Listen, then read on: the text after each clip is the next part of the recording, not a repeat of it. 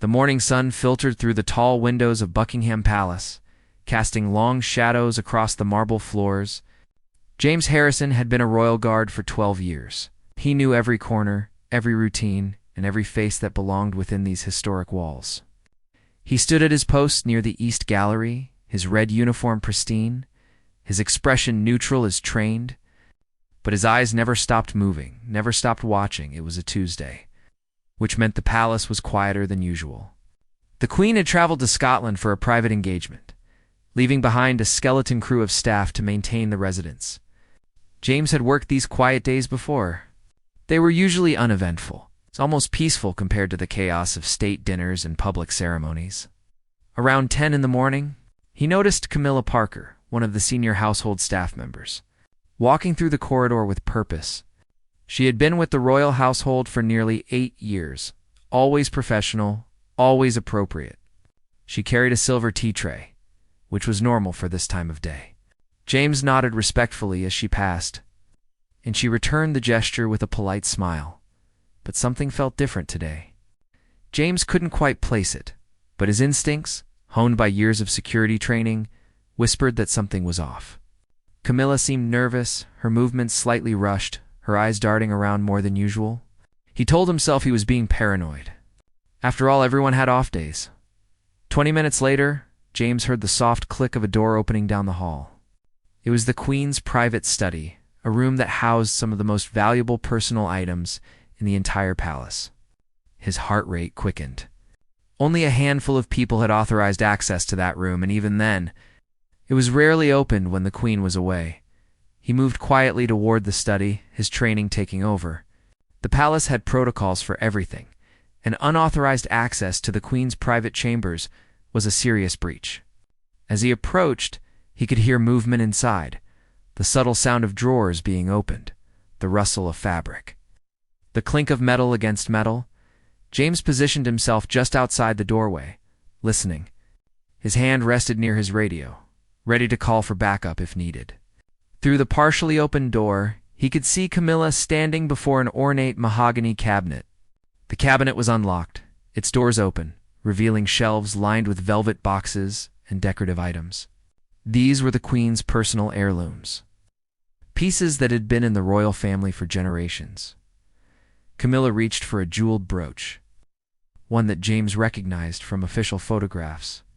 It had belonged to Queen Victoria and was considered priceless, both for its monetary value and its historical significance. She held it up to the light, examining it closely, then carefully wrapped it in a white cloth before placing it in her jacket pocket. James felt his stomach drop. He had hoped there was a reasonable explanation. Perhaps she was titling under supervision or moving items for cleaning. But the way she looked around nervously, the way she concealed the brooch, told him everything he needed to know. This was theft, plain and simple. He watched as Camilla moved to another shelf, this time selecting a small golden snuff box decorated with diamonds. It was another piece from the Victorian era, something the Queen kept for sentimental reasons.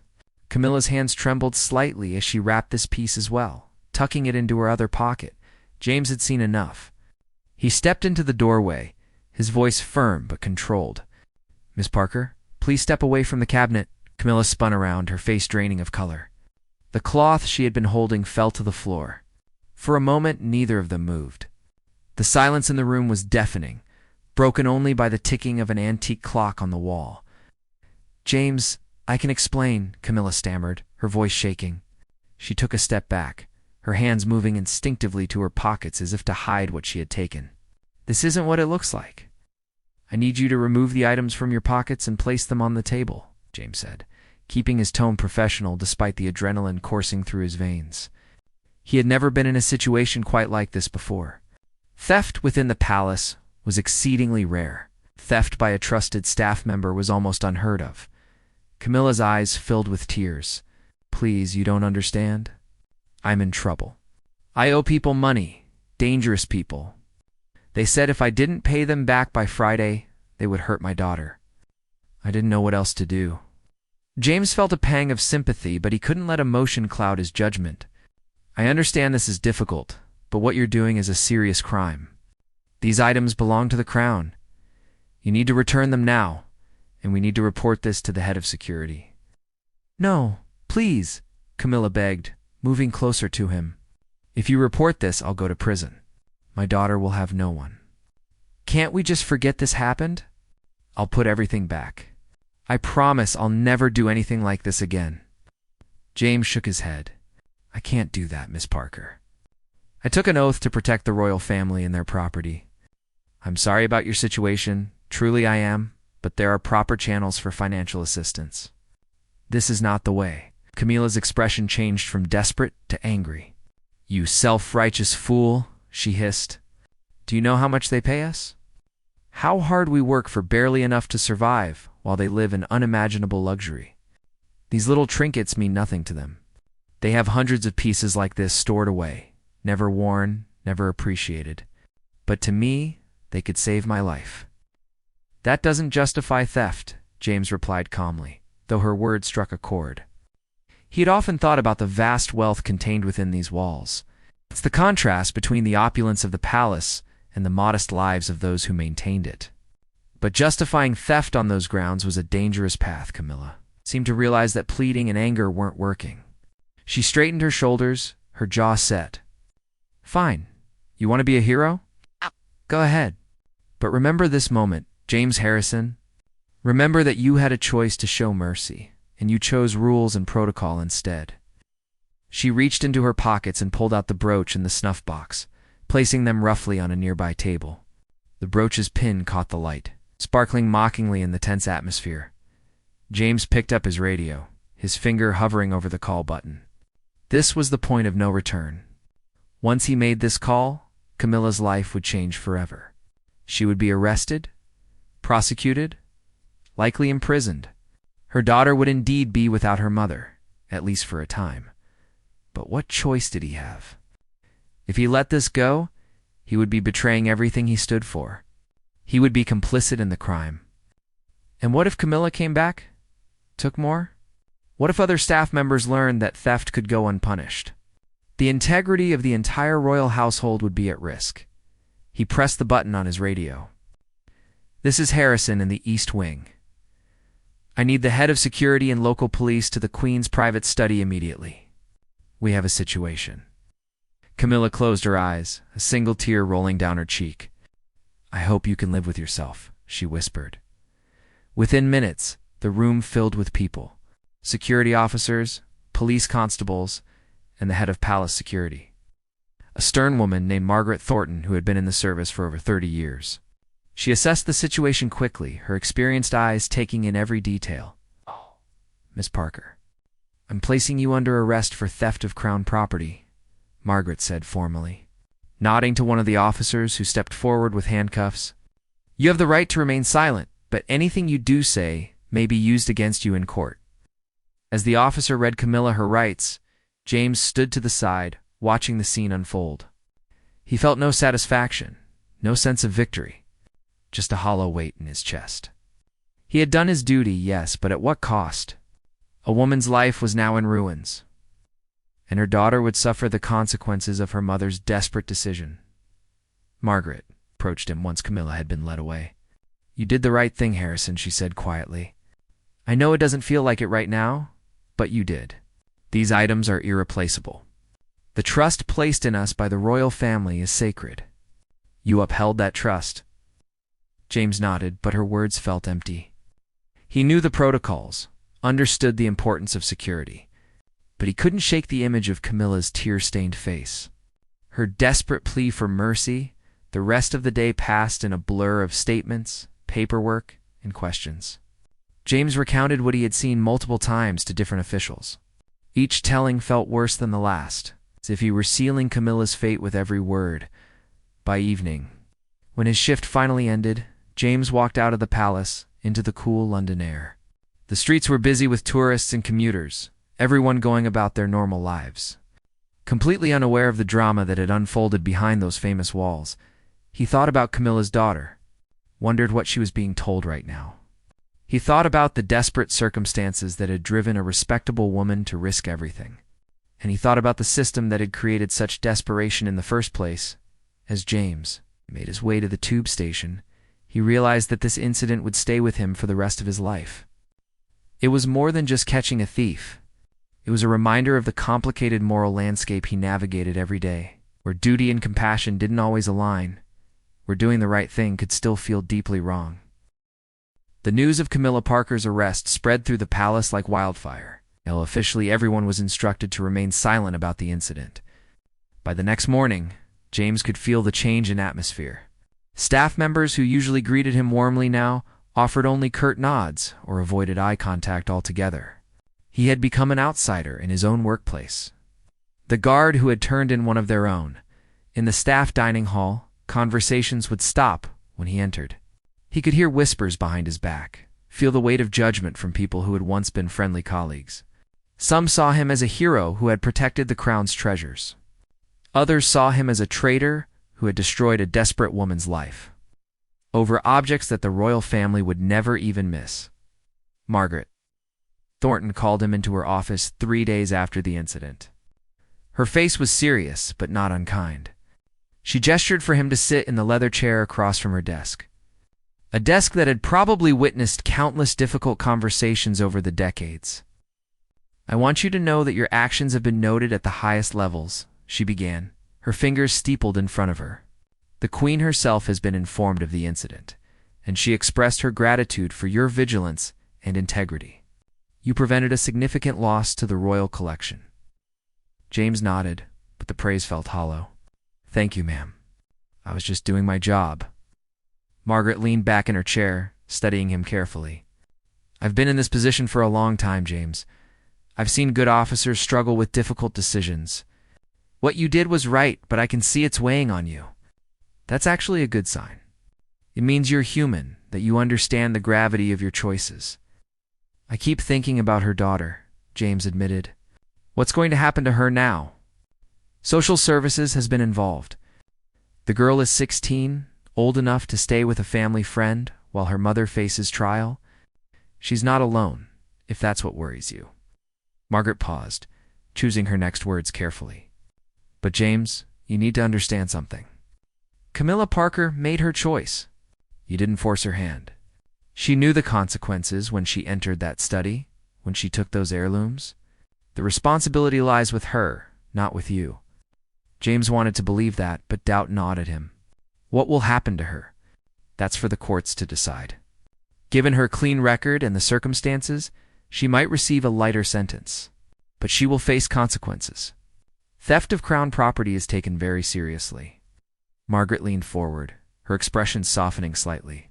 "I know this is difficult, but you need to make peace with it. Second-guessing yourself will only make you less effective at your job, and we need you to be effective." Over the following weeks, James tried to follow Margaret's advice. He showed up for his shifts, performed his duties with the same precision he always had, and tried to ignore the cold shoulders and whispered conversations. But the incident had changed something fundamental in how he viewed his role. He had always believed in the clear-cut nature of his job. Protect the royal family, protect their property, follow protocol. Right and wrong seemed obvious within those parameters. But now he saw the gray areas, the human cost of rigid rules, the way systems could crush people who were already struggling. One evening, about a month after Camilla's arrest, James was approached by another staff member in the palace courtyard. Her name was Eleanor, a middle-aged woman who worked in the housekeeping department. She had always been friendly to him, but now she looked at him with open hostility. "I hope you're proud of yourself," Eleanor said, her voice tight with anger. "Camilla was a good woman. She made one mistake because she was desperate, and now her life is destroyed. All over some old jewelry that would never be worn again anyway."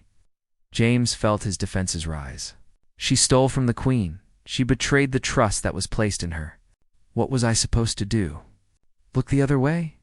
"You could have shown some compassion," Eleanor shot back. "You could have talked to her, helped her find another way. But no, you had to be the perfect little soldier, following orders without thinking about the real person involved." "I did think about her," James protested. "But I also thought about my duty. About what would happen if everyone decided that stealing was acceptable when they had a good enough excuse. Where does it end?" Eleanor shook her head in disgust. Your duty. Your precious duty. I hope it keeps you warm at night, James, because you've lost the respect of everyone who works here. We all know that you're not one of us. You're one of them. She walked away before James could respond, leaving him standing alone in the gathering darkness. Her words stung because they contained a grain of truth. He had chosen the institution over the individual, and that choice had isolated him from the community he was supposed to be part of. That night, James barely slept. He kept replaying the confrontation with Eleanor, along with all the other disapproving looks and cold interactions he had experienced. He thought about Camilla's words, about how the staff worked hard for modest pay while surrounded by unimaginable wealth. He thought about the brooch and the snuff box, objects that probably hadn't been looked at in years. Gathering dust while Camilla faced threats from loan sharks, the next day brought unexpected news. Margaret Thornton called James into her office again, and this time her expression was troubled. She handed him a letter, the royal seal, visible at the top of the expensive stationery. "This is from the Queen's private secretary," Margaret explained. "After reviewing the incident and considering various factors, Her Majesty has decided to show leniency toward Miss Parker. The charges will be reduced, and she will be offered the option of paying restitution and performing community service instead of facing prison time." James felt a wave of relief wash over him. "That's good news." "Yes and no," Margaret said carefully. The Queen's decision was influenced by the negative publicity the case was generating. Some news outlets got wind of the story. They've been portraying it as an example of harsh treatment toward working-class staff. The palace wants to avoid a scandal, so they're taking a softer approach. But James, there's more. She pulled out another document. Miss Parker has been permanently banned from working in any royal household. She's being dismissed effective immediately, and she'll never be allowed back. Additionally, her daughter has been writing letters, very emotional letters, to various palace officials. She blames you personally for her mother's situation. James felt his stomach twist. What do the letters say? Nothing threatening, but they're heartbreaking. The girl talks about how her mother was a hero who took care of her alone after her father died. How Camilla worked double shifts to put her through school. How she only made this mistake because she was trying to protect her daughter from dangerous people. Margaret paused. The letters have been making their way around the palace. People are reading them, and it's not helping your situation here. James sat back, processing this information. He had thought that Camilla receiving a lighter sentence would make him feel better, would somehow justify his actions. Instead, he felt worse. The girl's letters painted a picture of a devoted mother driven to desperation, and he was cast as the villain who had destroyed their lives over material objects.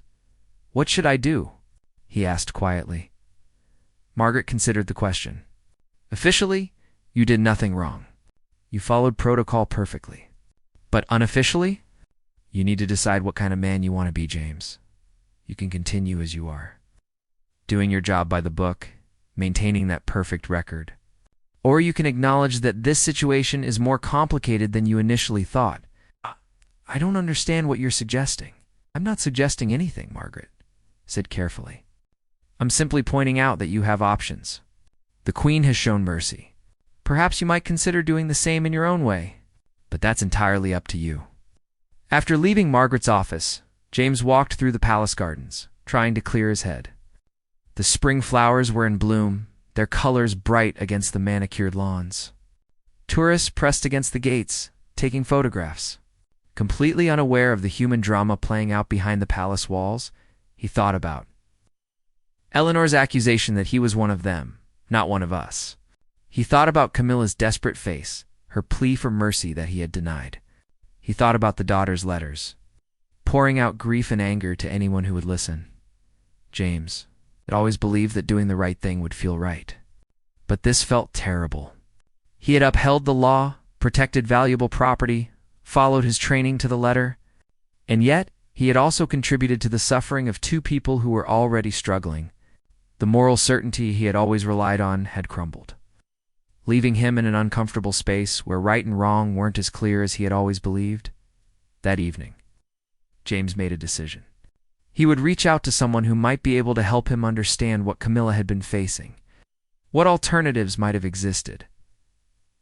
what he might have missed in his rush to do his duty. He needed to know whether his choice had truly been the only option, or whether there had been another path he had been too blind to see. He spent hours researching resources for people in financial crisis, organizations that helped palace staff with emergency situations, programs that existed but that he had never thought to learn about. What he discovered troubled him deeply. There were systems in place, charitable organizations connected to the royal household, emergency funds available for staff facing hardship. But these resources were poorly advertised, difficult to access, and many staff members didn't even know they existed. Camilla might never have needed to steal if she had known about these options, and James might never have been put in the position of having to arrest her if someone had identified her distress earlier and offered help before she became desperate enough to commit a crime. The realization hit James hard. The system had failed Camilla long before she entered that study, and in a way, by not knowing about these resources himself, by not being aware of what support was available, he had failed her too. He had been so focused on security protocols that he had never considered the well-being of the people he worked alongside every day. James decided that night that he needed to do something, though he wasn't yet sure what. He couldn't undo what had happened, couldn't take back the moment he had called security. But perhaps he could prevent it from happening to someone else. Perhaps he could find a way to bridge the gap between duty and compassion, between protecting the crown and caring for the people who served it. 2 months had passed since the incident, and James Harrison found himself sitting in a small cafe in South London, a place far removed from the grandeur of Buckingham Palace. Across from him sat a young woman with dark circles under her eyes and a guarded expression. This was Sophie Parker, Camilla's 16-year-old daughter. Getting this meeting had not been easy. James had tracked down Sophie through mutual contacts within the palace staff network. People who were still sympathetic to Camilla's situation despite what had happened. At first, Sophie had refused to see him, responding to his messages with angry, hurt words. But James had persisted, explaining that he wanted to understand, that he needed to hear her side of the story. Finally, she had agreed to meet, though her first words to him were cold. "I don't know why I'm here. You destroyed my mother's life. What could you possibly have to say that would matter?" James took a deep breath. "I want to apologize, and I want to understand what led your mother to make the choice she made. I've spent the last 2 months questioning whether I did the right thing, and I need to know the full story." Sophie's eyes filled with tears, though she blinked them back angrily. "You want to feel better about yourself? Is that what this is about?" "No," James said honestly. "I don't think I'll ever feel better about what happened, but I want to learn from it. I want to make sure that nothing like this happens again if I can help it." Sophie stared at him for a long moment, then began to speak. Her story painted a picture James had never fully understood. Camilla's husband had died 5 years earlier from cancer, leaving behind substantial medical debt despite having insurance. Camilla had worked tirelessly to pay it off while raising Sophie alone, taking extra shifts, going without herself to make sure Sophie had what she needed. Everything had been manageable, if barely, until Sophie was diagnosed with a serious medical condition that required expensive treatment. Camilla's palace insurance covered some of it, but not everything. She had borrowed money from what she thought was a legitimate lending company, only to discover too late that they were loan sharks charging illegal interest rates. The debt spiraled out of control, Sophie explained, her voice shaking. "Mom tried to handle it herself, didn't want to worry me. She was working 16-hour days, barely eating, barely sleeping, and then the threats started. They said if she didn't pay them £50,000 by the end of the month, they would hurt me. They knew where I went to school, what route I walked home." Mom was terrified. James felt sick. Why didn't she go to the police? "She tried," Sophie said bitterly.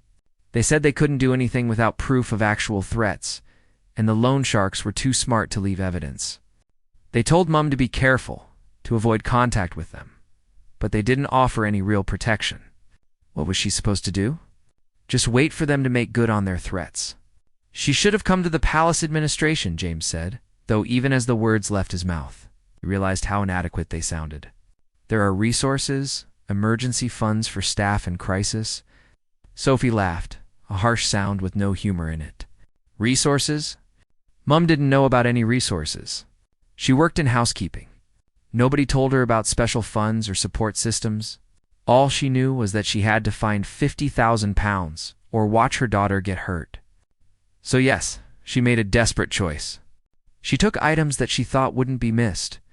Items that she could sell quickly for enough money to pay off the debt and keep me safe. James listened as Sophie continued, describing the aftermath of the arrest. Camilla had been devastated not by the prospect of punishment, but by the thought that she had disappointed Sophie, that she had failed as a mother. The reduced charges had been a relief, but the permanent ban from royal employment had been crushing. Camilla had built her entire career around palace service, and now that was gone forever. She's working as a cleaner in an office building now, Sophie said quietly, making half what she earned at the palace, still trying to pay off the debt to those horrible people because even though the legal case is over, they haven't forgotten about the money. She cries herself to sleep most nights. She's a shell of who she used to be. James felt the weight of responsibility settle heavily on his shoulders. I'm so sorry, Sophie. I truly am. I thought I was doing the right thing, protecting valuable property, following my duty, but I never considered the full picture. Never thought about what drove your mother to that point. Do you know what the worst part is? Sophie asked, wiping tears from her cheeks. The things Mom took, they were put back in the cabinet like nothing happened. The Queen probably doesn't even know they were missing. But my mother's life is ruined. Her reputation is destroyed. She can never work in the field she loved again. All over objects that meant nothing to the people who owned them but could have saved our lives. James had no defense, no justification that wouldn't sound hollow and self-serving. Sophie was right. The cost-benefit analysis of his actions was stark and brutal. Property had been protected, but human lives had been damaged, possibly beyond repair. I want to help, James said finally. I know I can't undo what happened, but I want to do something. Tell me what you need. Sophie looked at him skeptically. What could you possibly do? Can you give my mother her job back? Can you erase her criminal record? Can you make those loan sharks disappear? No, I can't do any of those things, James admitted. But I can contribute money toward your debt. I can use my connections to help your mother find better employment. I can advocate for changes in how palace staff are informed about support resources. I can try to make something positive come from this terrible situation. Sophie seemed surprised by his offer. Why would you do that? You don't owe us anything. You were just doing your job, right? Because doing my job costs real people real suffering, James said. And because I've learned that sometimes the rules we follow blindly can be cruel and unjust. I can't change what I did, but I can choose to do better going forward. Over the next few weeks, James took action. He set up monthly payments into an account for Sophie and Camilla, helping to ease their financial burden. It wasn't a huge amount, but it was something, a tangible acknowledgement of the role he had played in their hardship. He also used his connections within the palace to quietly recommend Camilla for positions in other prestigious households that didn't have the same strict prohibitions against hiring staff with criminal records. More importantly, James began pushing for changes within the palace system itself.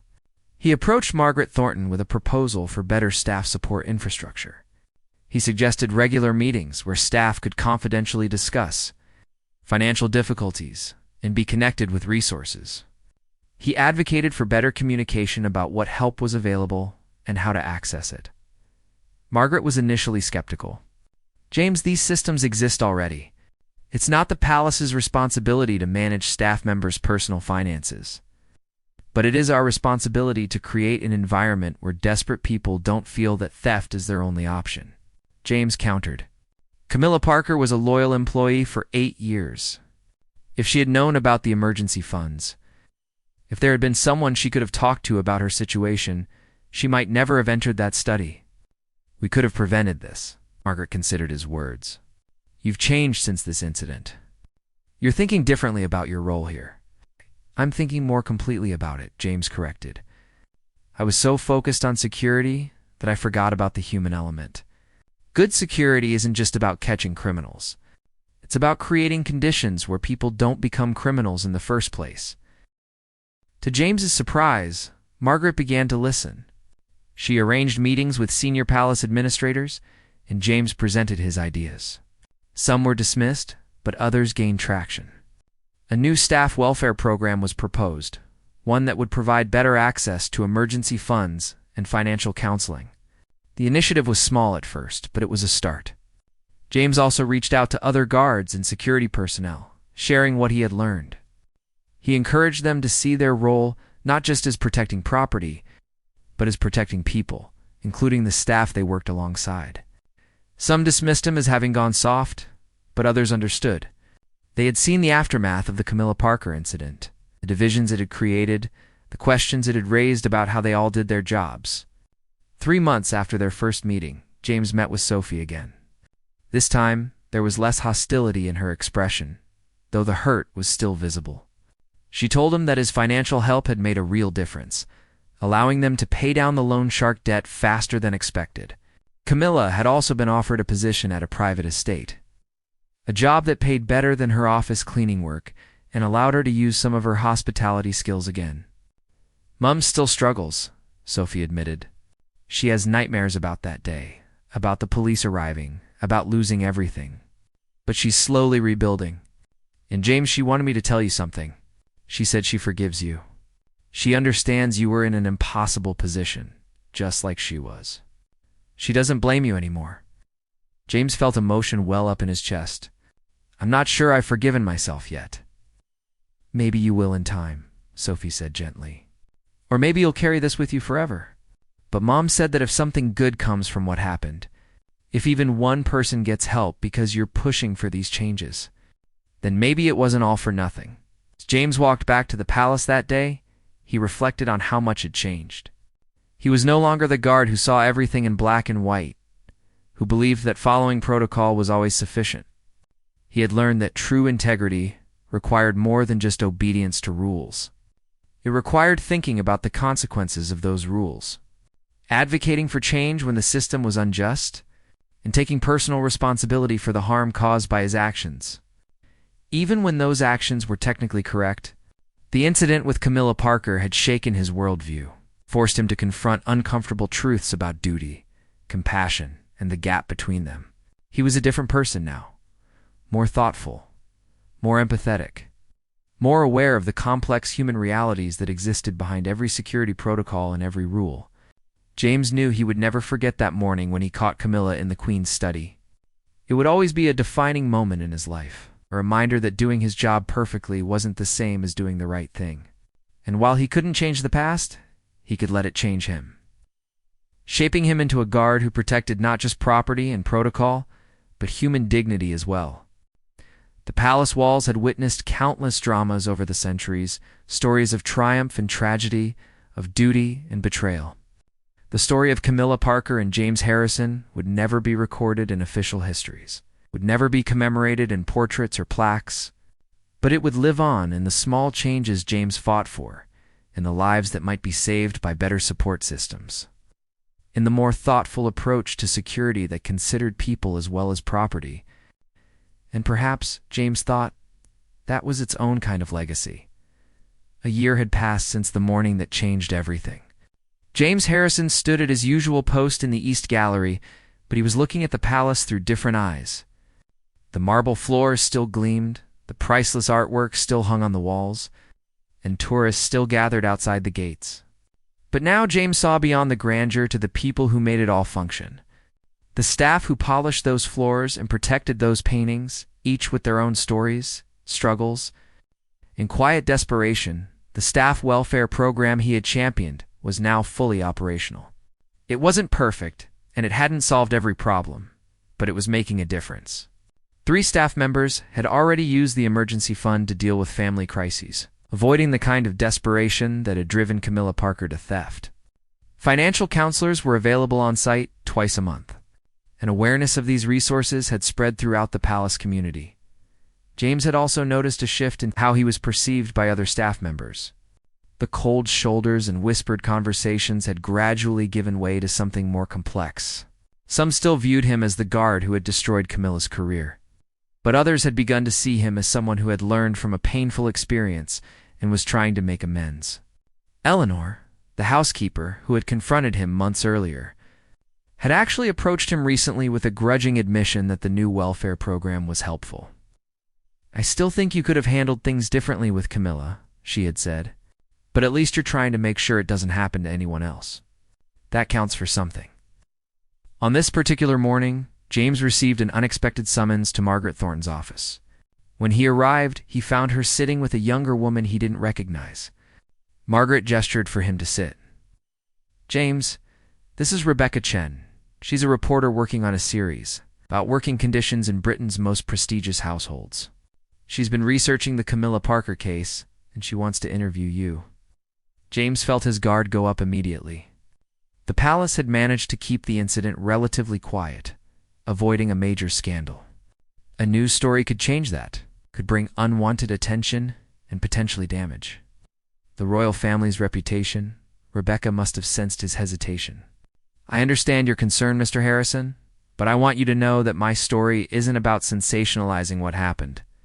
It's about examining the systems that lead to situations like this, about the gap between wealth and workers, about how institutions can do better. I think your perspective could be valuable." "I don't think I can talk about this publicly," James said. Looking at Margaret for guidance, Margaret surprised him by saying, "Actually, the palace administration has given approval for you to speak with Ms. Chen within certain parameters.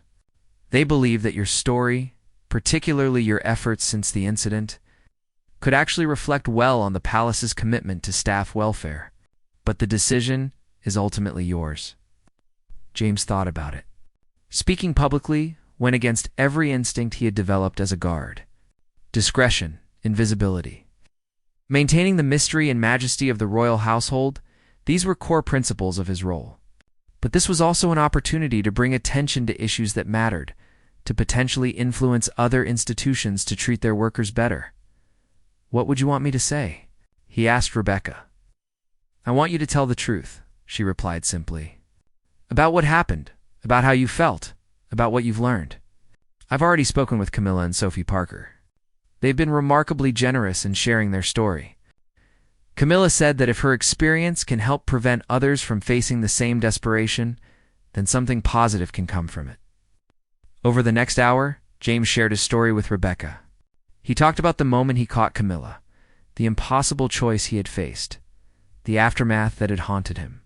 He spoke about his initial certainty that he had done the right thing, how that certainty had crumbled as he learned more about Camilla's circumstances. He described his efforts to make amends and push for systemic change. Rebecca listened intently, occasionally asking clarifying questions. When James finished, she was quiet for a moment. Then she said, "You know, most people in your situation would have justified their actions and moved on. The fact that you didn't, that you allowed yourself to be changed by this experience, that's actually quite remarkable." "I don't feel remarkable," James admitted. "I feel like I made mistakes and I'm trying to fix them." "But they can't really be fixed, can they? Camilla's career is still over. She still has a criminal record. Sophie still has to live with the trauma of almost losing her mother to prison." "No, you can't undo the past," Rebecca agreed. "But you're shaping the future. That matters too." The article appeared 3 weeks later in a major national newspaper. James read it with his heart in his throat, worried about how it would portray him and the palace.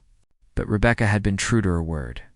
The piece was balanced and thoughtful, examining the structural issues that had led to Camilla's desperate choice while acknowledging the complexity of James's position.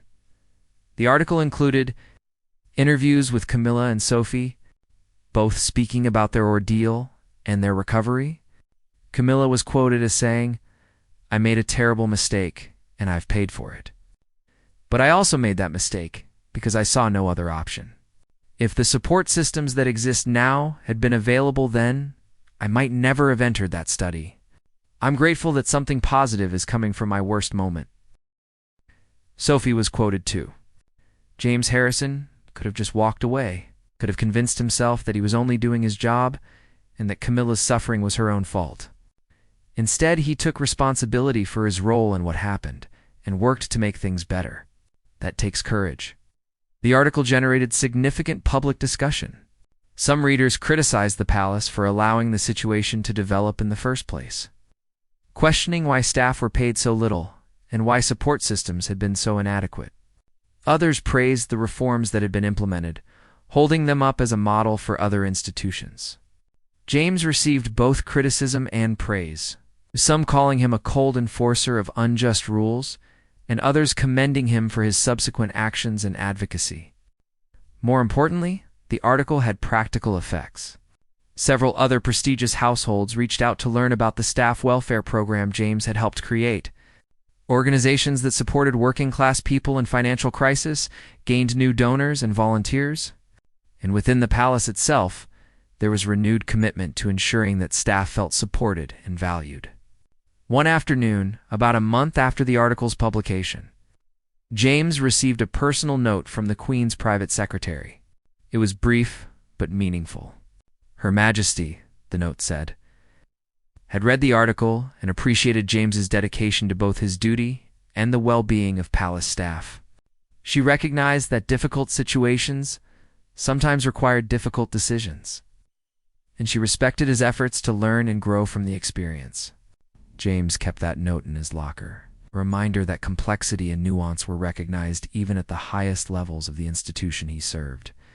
He also stayed in contact with Sophie, checking in periodically to see how she and Camilla were doing.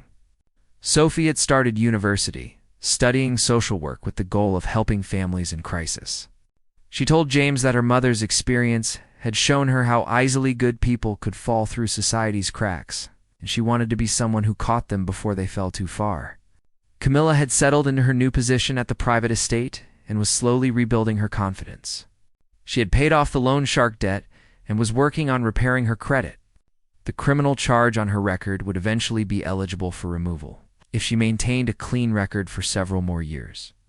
Life wasn't easy, but it was stable, and that was more than she had dared hope for in those dark days after her arrest. James also noticed changes in himself that went beyond his professional role. He had become more aware of inequality, more conscious of privilege, more willing to question systems he had once accepted without thought. He read more, educated himself about economic justice and workers' rights.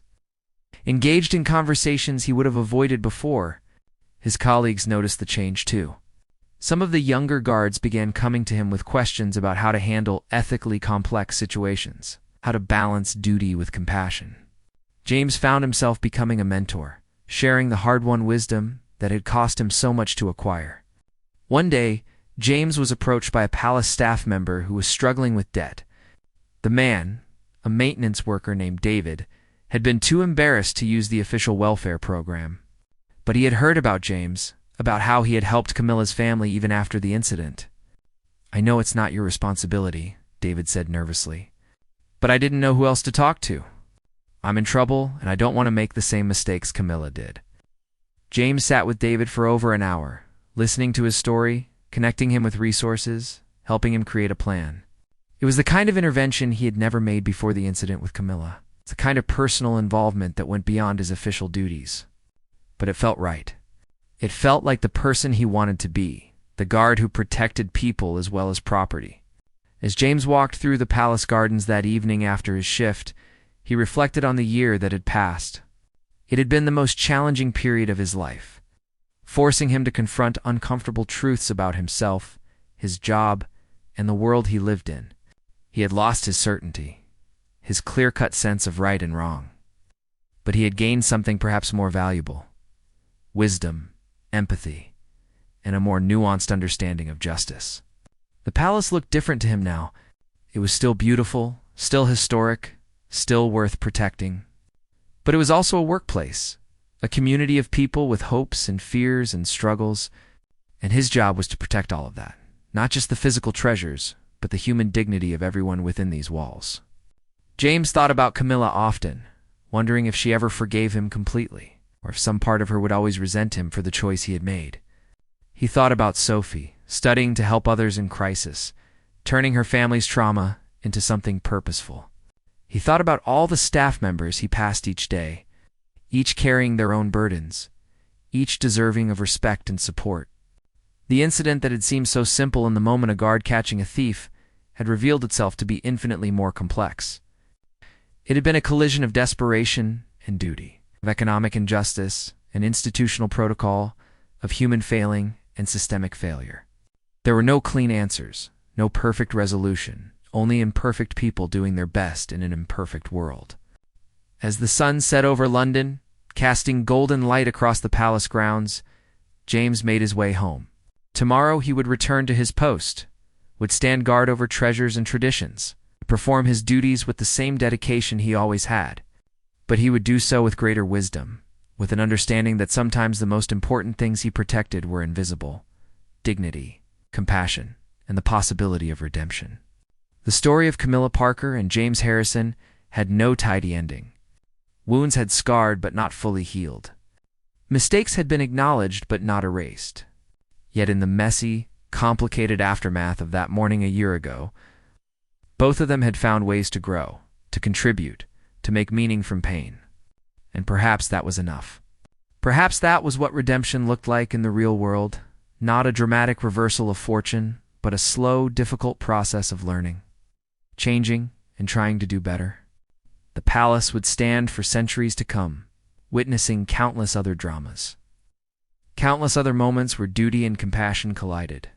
But in at least this one story, in this small corner of history, people had chosen to let their mistakes teach them rather than define them. James Harrison would spend the rest of his career balancing the lessons he had learned, protecting what was valuable while never forgetting the cost of his vigilance. And somewhere in South London, Camilla Parker would continue rebuilding her life, carrying the scars of her desperate choice but also carrying forward, refusing to let one terrible mistake become her entire story. Their paths had crossed in the worst possible way. But from that collision had come understanding, change, and the hope that the next person, facing impossible choices, might find more options. More support, more compassion than Camilla had found in her darkest hour. That hope, fragile and uncertain as it was, felt like something worth protecting.